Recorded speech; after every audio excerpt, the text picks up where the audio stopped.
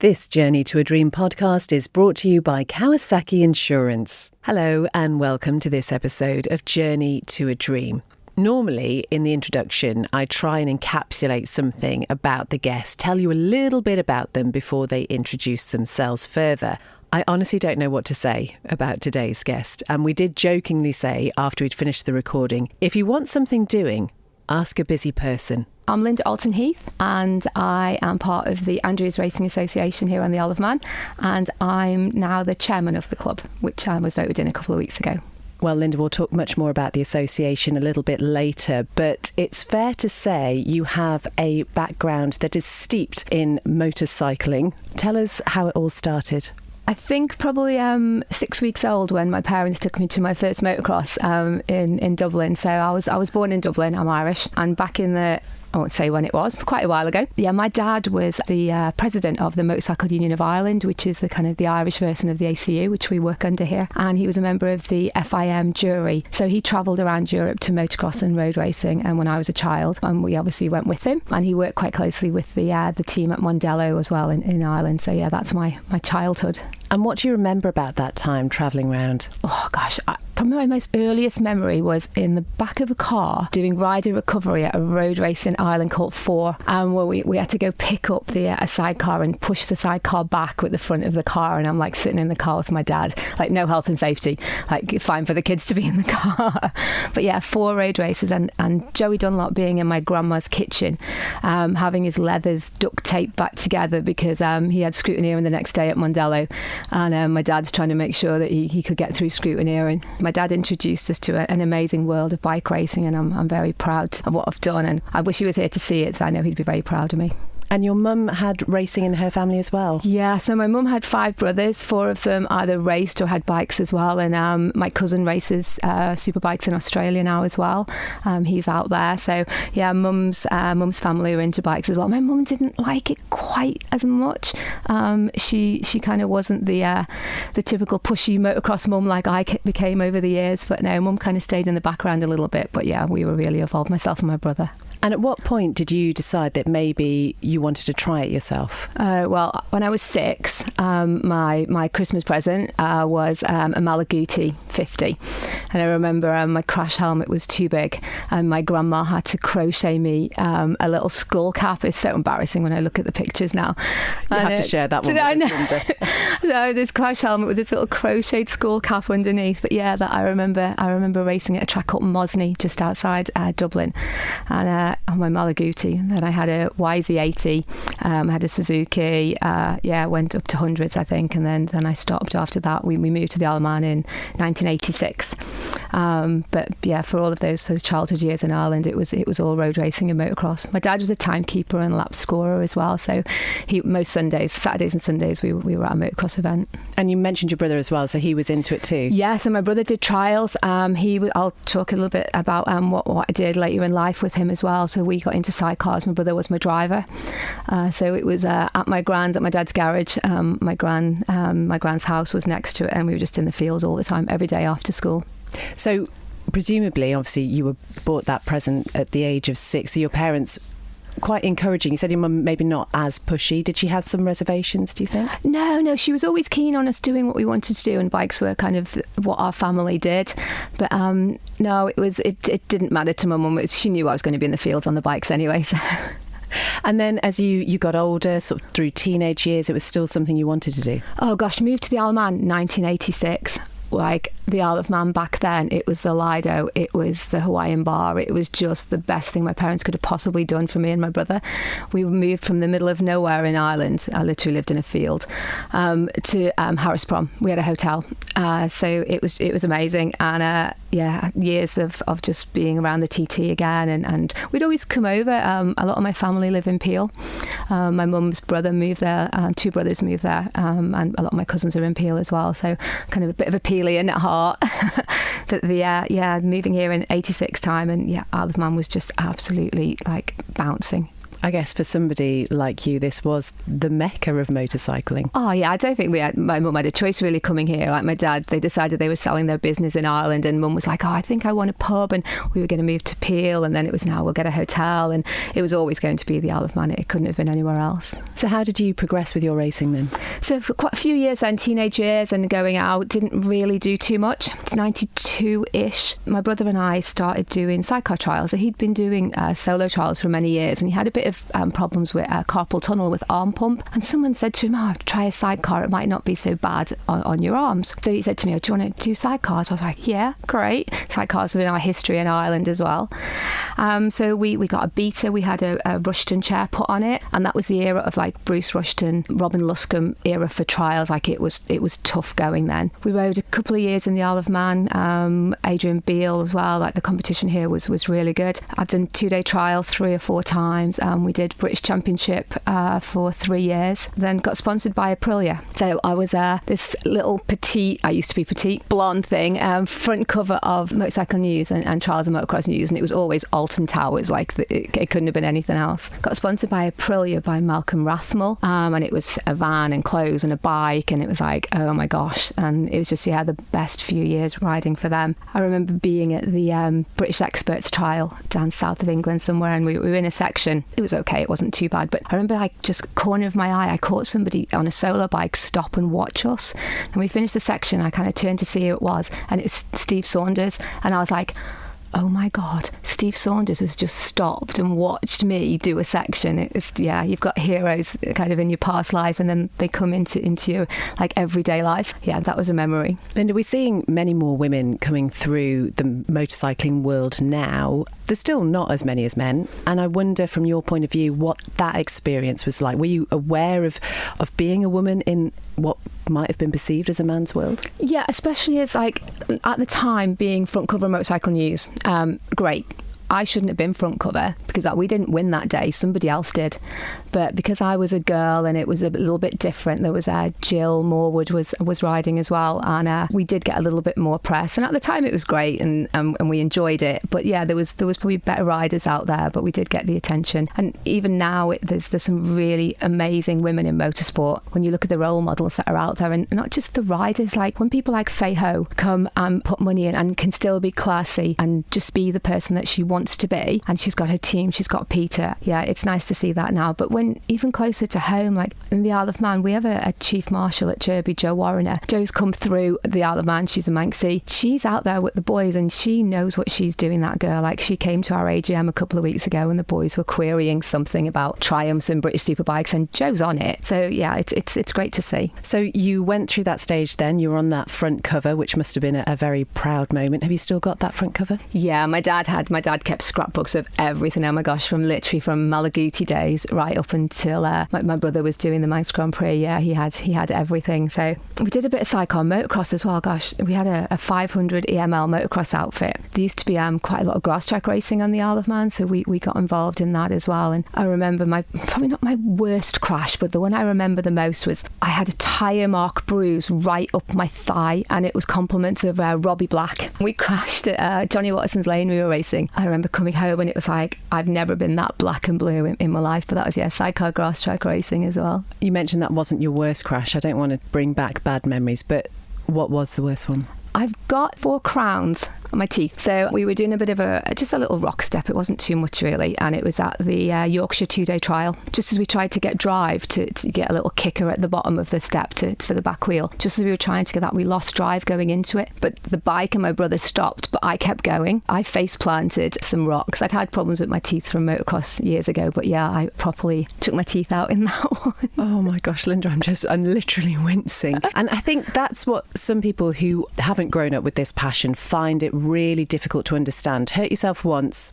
okay, do it twice, 3, 4 times, multiple times. Why do you keep going back? Probably a bit like they say with childbirth, you forget the pain. So you just got to get back on the bike, and you've got a championship that you're competing in, and you've got some sponsors, or like I had my brother was my driver, so it's like, right, get your mouth sorted out, get your teeth fixed. We've got another rounder on the boat like in 2 weeks' time to go back again. The boys are the same now, they just do it. Marcus Simpson recently, he came off at Cookstown, and it was only like, he said his slowest crash, 20 miles an hour, but he damaged his spleen. And like Marcus's sole focus was how could he get to the start line at the TT? It wasn't like I need to be better. It was how can I be better enough to go racing? And obviously ACU and the doctors step in and they didn't let him race at the TT. He went to the Manx Grand Prix, which was fabulous. But yeah, you just do it. You just got to be back out on the bike. I think when you see somebody physically being lifted onto a bike because they've had broken ankles in recent weeks, you get a sense of just what drive there is. You can't explain it. It's something inside you with bikes that it's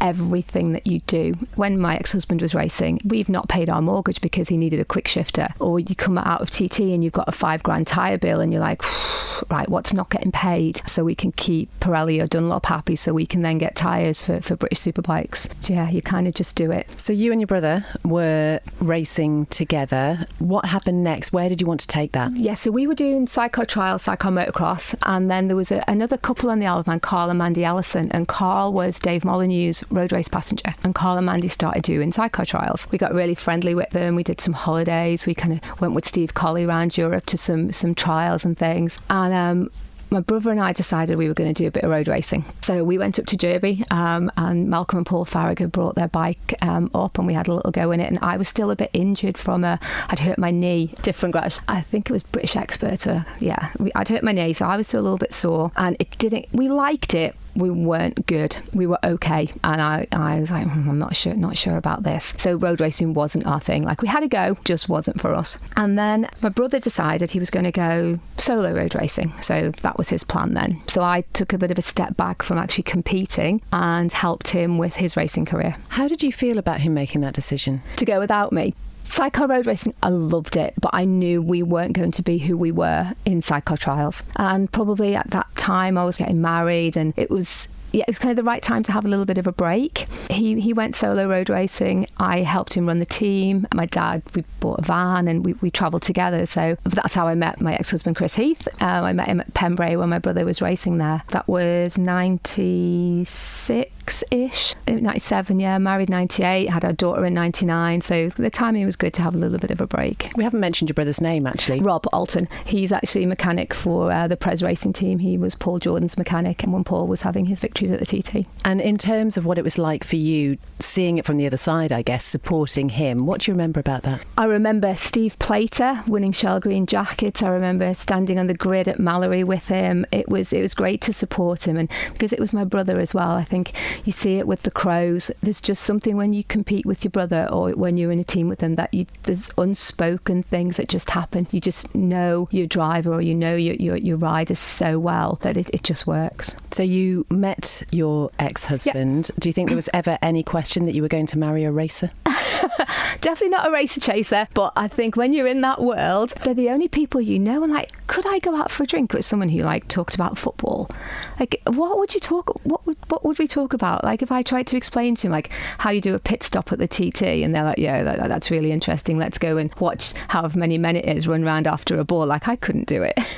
Early days of marriage, you have your daughter. I mean, how involved were you at that time when you had so much else going on? Yes, that's when I became very involved in the organisation of a team. So Chris rode, we had our own team, but he did end up riding for Sean Muir, SMR, who's now the BMW World Superbike team. And he rode for Paul Bird on the Vimto bikes. We had a little bit of help with Honda, and that's when I first met Neil Tuxworth on the Honda side of things, which I kind of fell into again later. And then 2009, Chris got the opportunity to ride in the first electric race at the TT. So we got heavily involved with an American team at that point, and we went away testing and there was lots going on. And he actually won that first electric race. A little bit of controversy at the podium. He was actually denied the win. It actually flashed up on his screen that he'd been disqualified from the race just as they were going to the podium. It all got resolved in the end, but he never actually got his podium. So we had a little fake podium a couple of days later up at the grandstand. But yeah, he got the win, which opened up a whole world of post-TT winners' invitations. And we went to Goodwood, and it was, Festival of Speed was amazing. He'd done British Superbikes as well, so he'd done well there. So running a team with him, I saw the other side of it. I could do the part of the mechanical side of it. I was was managing everything apart from the handlebars, really. And how did you find not being physically on a machine? So we still had motocross bikes, although I wasn't competing. My daughter at this point, Sophie, she was doing motocross. We had a practice track. John Quillish, who's our president at ARA, he's got a farm up at Bulgan, and we had a little motocross track up there. So we were always out on the bike. So it was either Chris racing or Sophie starting to compete then as well.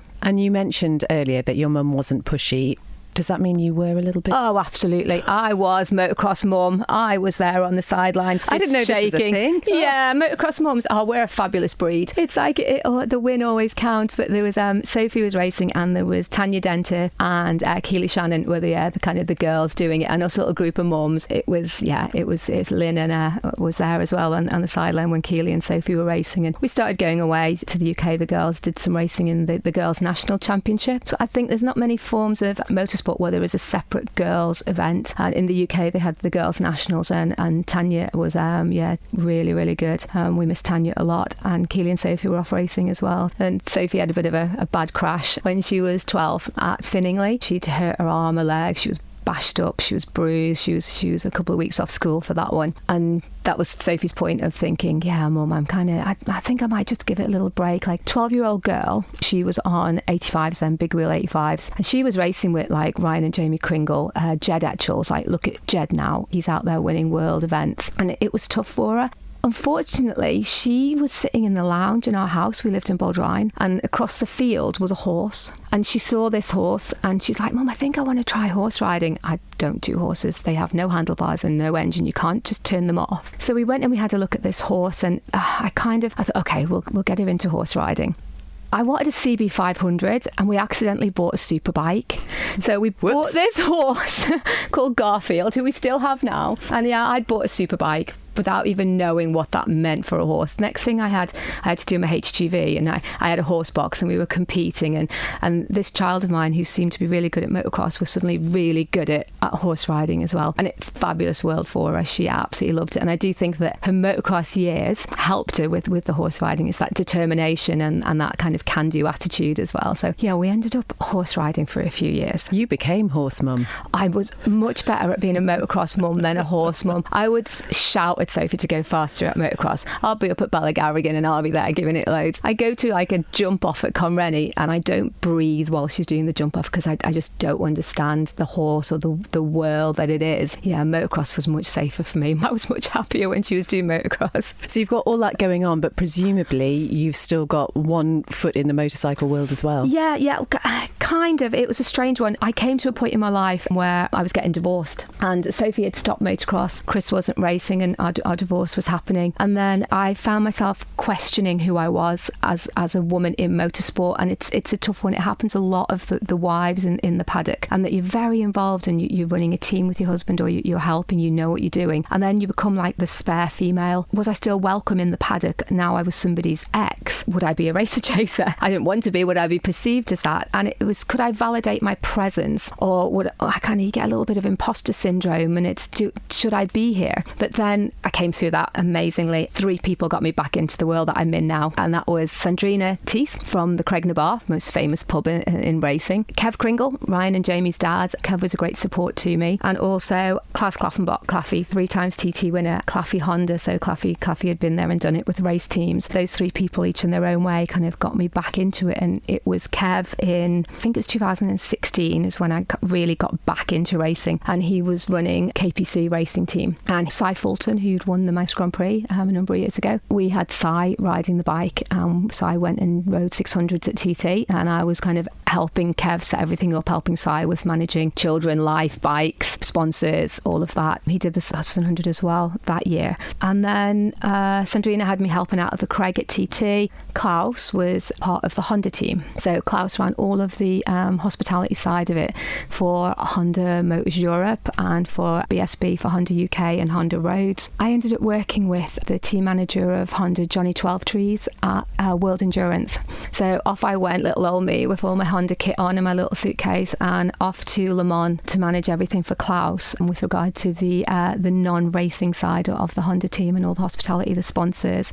That led to me working with Honda France, with Fujisan, who's based at Suzuka. He runs the TSR Honda France team, and my riders were like, I was working with Freddie Foray. That year for TT we had John McGuinness and Guy Martin, Sebastian Gimbert. So yeah, some really, really good riders in our team that year with World Endurance and the Roads team as well. I think it's 2017 at Le Mans. I had a week where the person I had to look after was Freddie Spencer. So it's like, again, it's a bit like Steve Saunders' moment. It was like, someone's going to tap me on the shoulder and say, like, you're not meant to be walking around with Freddie Spencer. Like, he's famous. Who are you? I remember being in the awning at Le Mans. It's crazy. I don't know if you've ever been. It's like 200,000 people. Just the noise, the passion for the French have for racing it's insatiable. And this guy comes into the awning and he wanted to speak to Greg LeBlanc, and I was like, no, sorry, I was banter, can't come in. And then Freddie Foray comes up and he goes, Linda, that's Jean-Michel Bale. I was like, oh my God, I've just tried to kick Jean-Michel Bale out of the awning. And all of that Honda life was, really down to Klaus. So I've done maybe 5 years with Klaus looking after the Honda team, British Superbikes and the world side of things. COVID stopped the world team, and then Roads as well. So we look after them at TT. It's so amazing that you got that validation at the time you did, Linda, because as I'm starting to really find in this world of motor racing, people aren't very good at pushing themselves forward.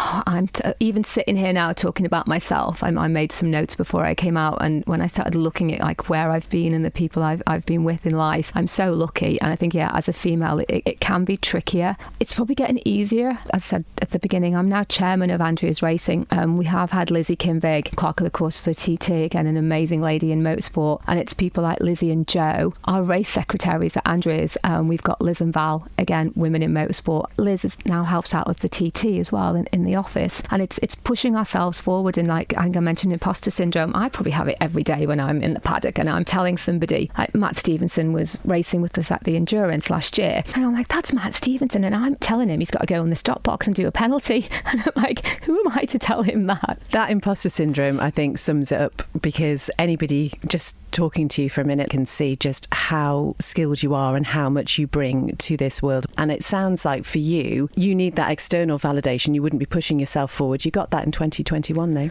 Gosh, yeah. Somebody, I still don't know who, nominated me for Isle of Man Sports Administrator of the Year. So at the Isle of Man Sports Awards, I won Isle of Man Sports Administrator of the Year, and I was in total shock because, as you say, that validation, it doesn't come very often. And when it came from someone like Isle of Man Sport and winning that, really, really proud of that one. I've got the award in my office at home. And just having that sense of how much you mean to the industry and to the people in it. And that was part of standing up on that stage. It was my thoughts were, oh my gosh, somebody nominated me and people have voted for me and they think I'm better than the people who are organising all the other sports on the island. And it was really, really nice to receive it. I just want to talk about something that happened just after COVID, which, as you say, just brought everything in the world to a standstill. What happened just after that? Where did you end up? I ended up in the bizarrest place, and it came out of nowhere, really. So I've been very good friends with Harry Payne. People who know sidecars will know Harry is one of the most committed and dedicated sidecar drivers and passenger. He passengered for Dave Molyneux as well at the TT. Came out of COVID, and we hadn't been anywhere for like a year, had we, or longer. Next thing, I find myself on a flight to Gatwick, on a train to Lyddon, and got picked up by Mark Wilkes' mum, Harry's passenger, and he rode at Lauder Lyddon. We then jumped in Mark's car and got on a ferry to Dunkirk, drove through the night and went to Frankfurt, where Harry had been offered a wildcard ride at the World Championship in Estoril. So Harry and I picked up a bike from Steinhausen Racing, so Rolf Steinhausen, old school TT history world champion, amazing family. And Mike, his son, had offered Harry a bike to go and do the world round. So Harry and I drove to Frankfurt, picked the bike up, and then spent 3 days driving this left-hand drive Sprinter back through Germany, Belgium, through France. We stayed overnight. Well, we didn't actually sleep overnight. We stayed about 4 hours in Bordeaux in Paul Leglise's house. Paul's one of the French riders who comes to the TT. A few hours sleep at Paul's. Down through Spain, into Portugal. We really needed some sleep, and we'd booked into a hotel halfway through Portugal, but we didn't realise that the time difference between Spain and Portugal changed, so we thought we had 1 hour to get to this hotel and we could just about keep our eyes open. We were living off Jelly Belly sweets and all sorts of things to try and keep driving. And a few hours sleep in there. And Portugal, Estoril, and he went and won. He hadn't ridden this bike before, and Harry won the world round at Estoril. We sat down after that, we had dinner. Harry was a vegan for that weekend. It was a really difficult weekend. I don't know why he decided he needed to be a vegan that weekend. Sat down in a meat barbecue restaurant where he had a salad after his win, and we decided we were going to set a team up, and Harry was going to do the World Championship the following year. I went out, tried to find sponsors. I found a sponsor, and Harry brought a lot to the team as well. He'd had a number of years racing. He bought a F1 bike from Rob Biggs, so long bikes, that's what you need for a World Championship. They're all 600 engines, but long bikes and short bikes. And the sponsor bought the F2 bike from John Lowther, Scunthorpe. We went and picked that up. So we went away in Harry's little Ducato van and came back with about £120,000 worth of sidecars, one of which didn't fit in the van. So we were sat at Heysham Docks with Harry in the sidecar. So he had to ride it onto the ferry, which we got lots of looks. It was still COVID time, and we had to come out into the Steam Packet car park and drive around a little loop. So I'm in the van and Harry's in front in the sidecar at 6 o'clock in the morning. So yeah, good memories. So set up the team. Harry did the TT for that team the next year and a couple of world rounds. Bad crash at Le Mans ended up us driving up to Switzerland to have the bike fixed in about 2 days, and then back across to Assen. Did the world round at Assen. Did the TT. The team kind of imploded. I stepped away from the team. Harry's gone on now again with Steinhausen Racing, so he's doing the World Championship with Steinhausen, and he has Kevin Russo as his passenger. So they're doing really, really well. Proud of him. All of this, I mean, was this the day job, Linda? No, God, I have a day job. So I managed to fit this all in around life, a career and a child as well. So and no payment for any of this. Even when I was running the Dow 1886 team, there was no payment came to me as the team manager. We put all of the money actually into the team. Some people will find that hard to understand. Yeah, very much. It's the same with Andrews Racing. Neil and I and all of the guys on the committee, there's no payment for anything that we do. Our payment really is when we look at the guys that are racing, especially like Manx Grand Prix this year, like for Andrews Racing. And also last year, I know you said you had Dave Moffat in, but Moffat had his crash at the TT. And Moffat was man on a mission and got a number of teams entered into Manx Grand Prix. And we won 3 trophies that year as Andrews Racing, just because our guys are so good at what they do. And it's people like Harry going out and doing world rounds, and the boys like Joe Yeardsley's just been racing in South America, and Marcus at the Manx as well. And it's Andrews Racing have brought those guys through. We have a race school at Derby, and I think Gary Radcliffe, Ray Knight started it, Gary Radcliffe runs it now, and it's down to those guys that we have the ability for this small island to have people out there on a national stage and riding as they do. Remind us what the Andrews Racing Association is all about, who it's for. It's for the boys out there who want to spend a Sunday doing what they love. So I think it was maybe 2019, end of 2019, I met Neil Champion for a coffee at the Sea Terminal, and he goes, listen, Andreas, I've taken on the role as chairman. I need someone to help me out a little bit. Do you fancy just coming and doing something, anything, just want to get involved? And I'd been chatting to Paul Cassidy, and he said, oh gosh, Andrea, it's not like it used to be. Derby's going down the pan. We need some people to get involved. And I thought, I've got a bit of time on my hands now. I'll see how it goes. 2023, I'm chairman of the club. We've had an amazing few years racing. I'm so proud of what we've achieved. It was Neil and I that have kind of come through the pain of it. We had a lot going on in the beginning. We really had to tread water to try and get the club back on its feet. But when Joe Yeardsley and Marcus Simpson stand on the podium with novice jackets on, both of them in the Tommy Club, and that's when Neil and I kind of sit there and go, that's why we did it. This is an association not fueling its volunteers with money, but certainly with passion. Oh, passion. And I think that's really, if we had to have a strapline for Andrews, it is like fueled by passion. We got through COVID. We were racing when the island was in lockdown. And if we hadn't have raced then, people like Joe and Marcus wouldn't have done their race school and been in the Manx Grand Prix last year. Gary kept the race school going. We've got Derby Day. That came back alive as well. So we've not only got the actual ACU racing at the track, we brought Derby Day back, and that kind of landed with me last year. Like 4 weeks notice, Neil and I took on Derby Day, and it's been great. Do you know, Linda, sometimes I look at my diary and think I'm quite busy. I'm actually starting to feel like I've got palpitations thinking about what your life is like. Oh, I have an office at home. I wouldn't want anybody to see it. You know, like on Friends, Monica's got that cupboard. That's my office. God, it's in work. I have a real job, and I'm so passionate about my real job, and I do have to travel quite a bit for that as well. So I was in Malta a few weeks ago, and Carl Slaffenbach happened to be there completely by coincidence with his girlfriend for the weekend. So again, I combined real life and got to meet up with Carl and Marianne again. But yeah, busy. We've got our annual dinner as on the 20th of January, so Control Freak here. I've got to organise that as well. It was really interesting talking to Neil Champion, and you can listen to that podcast on the Journey to a Dream page. We were discussing whether or not people on the Isle of Man really realise just what talent there is over here. Absolutely not. Neil came back from his podcast with you, and he was mortified that he hadn't mentioned the Crows. He gave them a personal apology at the AGM because Callum was there, and he's like, I don't know how I missed them. He goes, because they're up there and they're so amazing, and they're on like an international stage. Those boys are doing Worlds next year. I just forgot they were ours. And I'm like, yeah, they're definitely ours. I get the messages from them an hour before entries close saying, can they ride tomorrow? The World stage has got our riders on it. And yeah, they're amazing. And how does it feel for you as a self-proclaimed control freak Yeah. when you look up at a podium and you see your people there? Probably for me, because I come from a sidecar background. My dad in Ireland, the championship trophy in Ireland for the sidecar passenger is the Bobby Alton Trophy. And I met Mark Gash through that, and some of the Irish guys that race, and we've got some of them racing with us now from Ireland. Dave Marshall comes over and races, but when I see like Ryan and Callum, I think it was when they were in the holding pen, and Callum, I'm going to cry now, Callum was hugging Nick, and that brought it back to me. For me, it was like, my dad's not here to see it, but like when I see those boys doing that and their dad being so proud of them, it's it brings it back home. It's for me it's sidecars, but obviously the solos are fabulous as well. But the Crow boys really do it. How like your dad are you in style when it comes to things like organising and whatever? How much did you learn from him? Oh gosh, probably work ethic. My dad was a mechanic. We had a garage in Ireland, and he was always at work, and it was when he wasn't working it was bikes, and obviously he was president of the MCUI, and I think that's what I see. It's what you give back makes you who you are. And Andrea's racing, for me, I'm really passionate about it, and sometimes I remember someone saying to me at an AGM, I won't say who it was, I know who it was,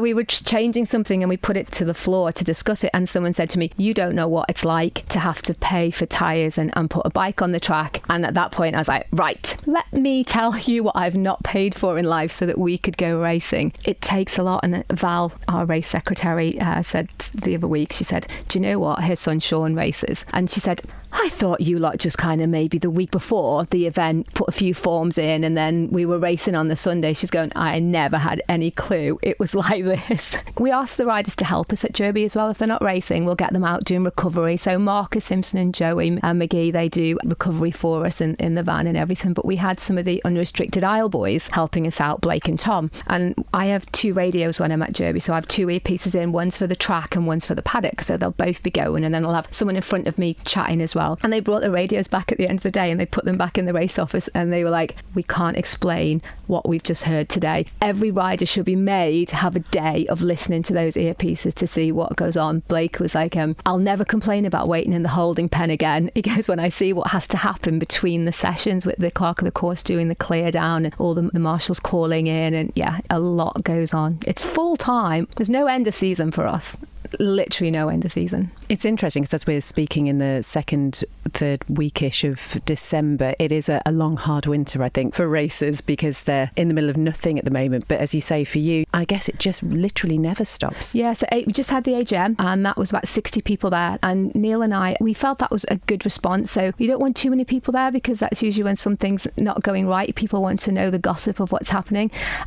great input. We have a fabulous bunch of lads racing now with us on CB500s, and they're bringing through a lot of younger riders as well, and people that want to get into racing but don't have huge budgets. They were bringing some ideas with regard to the newer bikes coming through and how we wanted to manage that. And then Neil and I are looking at all of that now with the race secretaries and the riders reps to see, shall we change our regs to match British Superbikes and no limits, to allow the CBs to carry on as they are, and the Triumphs. Marcus Simpson and Ryan Kringle have got Triumphs now. There'll be BSB spec. Technically, they wouldn't be able to ride in the 600 class with us, so we'll change our regs because these boys, we want them racing with us, so we will facilitate them coming to Derby. The dinner, Andrew's dinner on the 20th of January, if anybody wants some tickets for that, give me a shout. And that's our prize presentation. We've got Tim Johnson, MHK, coming to present our awards, hopefully Jason Griffiths as well. 150 people at the Palace, so busy organising that. You were talking about some of the decisions that you're making looking ahead to the future. How does it feel having responsibility for the future of racing essentially over here? I don't mind responsibility. I'll take it on the chin if I get something wrong. I'll happily push my ideas out there. I'll say sorry again if it's not right, but we have to do it. Andrews Racing Association has been around as long as me. Started at Andrews Airfield, now at Derby. We are why people on the Isle of Man have the Joe Yeardsley and the Marcus Simpsons and the Crows. If there wasn't Andrews Racing, and that's the past of Andrews Racing, the whole 50 years of it being in existence, we wouldn't be where we are now. Have you been on a bike recently? What was my last bike I was on? My daughter's just got a 125 KTM. She's doing motocross again. So I've just had to buy a van again. She's just come back from uni. So yeah, we're back into owning bikes again. Look at that. Motocross mum is happy. Motocross, I'm very happy. Linda, just remind people how they can find out more about the Andrews Racing Association. So Andrews Racing, have a look at our website, andrewsracing.im. We've also got a Facebook page. Lots going on there. You will hear about us on Manx Radio as well. Chris Kinley's on our committee. Kinners is fab at promoting what we do. If you see anybody on a bike, just mention Andrews Racing and they'll hopefully tell you about it. And just finally, what are your big dreams for 2024? 2024, chairman of the club. I'm also a probationary clerk of the course as well for the ACU. So I need to get my signatures on that so I can actually clerk. So I need to go away to the UK and clerk at a couple of events there for that to happen to support Neil. And it'll be a good season of racing. We've got 6 or 7 championship rounds, the endurance at the end of the year. And hopefully we'll have Marcus as a newcomer at the TT, and we'll have the Crow Boys on the podium at Worlds and the TT.